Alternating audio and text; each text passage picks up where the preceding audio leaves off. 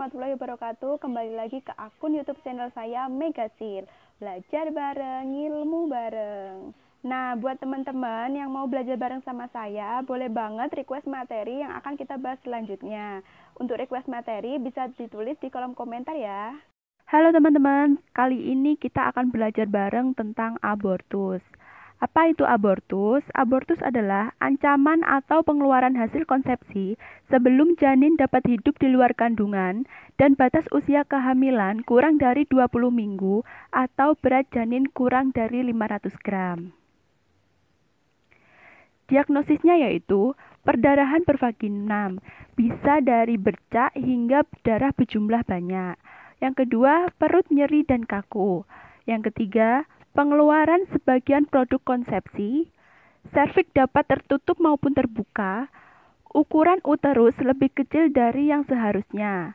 Nah, catatannya, diagnosis ditegakkan dengan bantuan pemeriksaan ultrasonografi. Faktor predisposisi dari abortus yaitu faktor dari janin, seperti kelainan genetik atau kromosom, faktor dari ibu, seperti infeksi, kelainan hormonal, diabetes mellitus, malnutrisi, penggunaan obat-obatan, merokok, konsumsi alkohol, faktor imunologis, dan efek anatomis seperti uterus didelphi, inkompetensia serviks, atau penipisan dan pembukaan serviks sebelum waktu infartu. Yang ketiga yaitu faktor dari ayah, atau seperti kelainan sperma. Selanjutnya, kita akan membahas macam-macam abortus. Terdapat 5 macam abortus yang akan kita bahas kali ini. Yang pertama, abortus iminen. Yang kedua, abortus insipient. Yang ketiga, abortus incomplete. Yang keempat, abortus complete. Dan yang terakhir, misabortion. Adapun perbedaan atau ciri khas dari masing-masing abortus, yaitu abortus iminen, perdarahan bersifat sedikit, nyeri perut sedang, uterus sesuai gestasi, serviks tertutup, gejala khas, tidak ada ekspulsi jaringan konsepsi atau tidak ada pengeluaran jaringan dari uterus. Yang kedua, abortus insipient, perdarahan bisa bersifat sedang sampai dengan banyak, nyeri perut sedang sampai hebat, uterus sesuai usia gestasi, serviks terbuka, gejala khas tidak ada ekspulsi jaringan konsepsi. Yang ketiga, abortus incomplete. Perdarahan bisa bersifat sedang sampai dengan banyak, nyeri perut sedang sampai dengan hebat, uterus sesuai usia gestasi, serviks terbuka, gejala khas ekspulsi sebagian jaringan konsepsi. Yang keempat, abortus complete.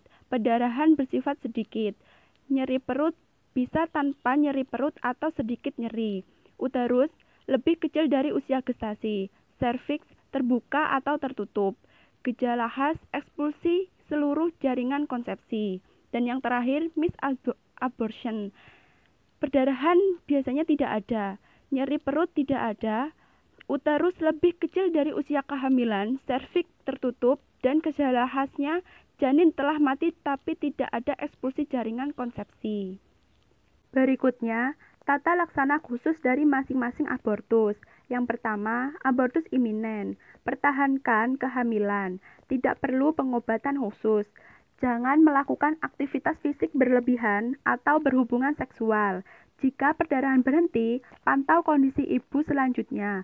Pada pemeriksaan antenatal termasuk kadar HB. Lakukan penilaian ulang bila perdarahan terjadi lagi. Jika perdarahan tidak berhenti, nilai kondisi janin dengan USG. Nilai kemungkinan adanya penyebab lain. Yang kedua, abortus insipient. Lakukan konseling untuk menjelaskan kemungkinan resiko dan rasa tidak nyaman selama evakuasi, serta memberikan informasi mengenai kontrasepsi pasca keguguran. Jika usia kehamilan kurang dari 16 minggu, lakukan evakuasi isi uterus, AFM atau kuritase. Jika evakuasi tidak dapat segera dilakukan, beri ergometrin 0,2 mg secara IM. Dapat diulang 15 menit kemudian bila perlu. Rencanakan evakuasi segera. Jika usia kehamilan lebih dari 16 minggu, tunggu pengeluaran hasil konsepsi secara spontan dan evakuasi sisa hasil konsepsi dari dalam uterus. Bila perlu, berikan infus 40 intraunit oksitosin dalam 1 liter NaCl atau RL dengan kecepatan 40 tetes per menit untuk membantu pengeluaran hasil konsepsi.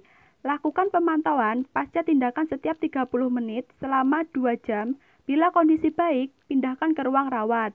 Lakukan evaluasi tanda vital, perdarahan pervaginam, tanda akut abdomen, dan produksi urin setiap 6 jam selama 24 jam. Periksa kadar Hb setelah 24 jam. Bila hasil pemantauan baik, ibu dapat diperbolehkan pulang. Yang ketiga, abortus incomplete. Jika usia kehamilan kurang dari 16 minggu, gunakan jari untuk mengeluarkan hasil konsepsi yang mencuat dari serviks. Jika usia kehamilan lebih dari 16 minggu, lakukan evakuasi isi uterus dengan AFM atau kuretase. Jika evakuasi tidak dapat segera dilakukan, beri ergometrin 0,2 mg secara IM. Dapat diulang 15 menit kemudian bila perlu. Jika usia kehamilan lebih dari 16 minggu, berikan infus 40 intraunit oksitosin dalam 1 liter NaCl atau RL dengan kecepatan 40 tetes per menit untuk membantu pengeluaran hasil konsepsi. Lakukan evaluasi tanda vital pasca tindakan setiap 30 menit selama 2 jam. Bila kondisi baik, pindahkan ke ruang rawat. Lakukan evaluasi tanda vital perdarahan pervaginam, tanda akut abdomen, dan produksi urin setiap 6 jam selama 24 jam. Periksa kadar Hb setelah 24 jam. Bila hasil pemantauan baik, ibu dapat diperbolehkan pulang.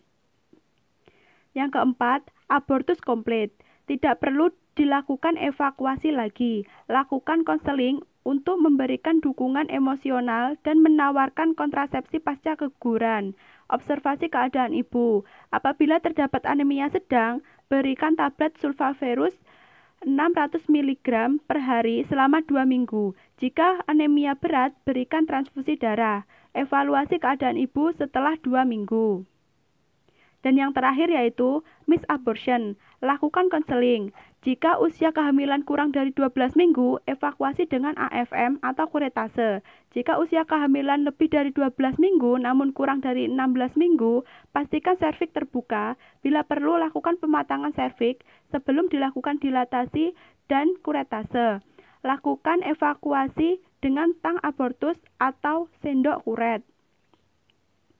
Jika usia kehamilan 16-22 minggu, lakukan pematangan serviks. Lakukan evakuasi dengan infus oksitosin 20 intraunit dalam 500 ml NaCl atau RL dengan kecepatan 40 tetes per menit hingga terjadi ekspulsi hasil konsepsi. Bila dalam 24 jam evakuasi tidak terjadi, evaluasi kembali sebelum merencanakan evakuasi lebih lanjut.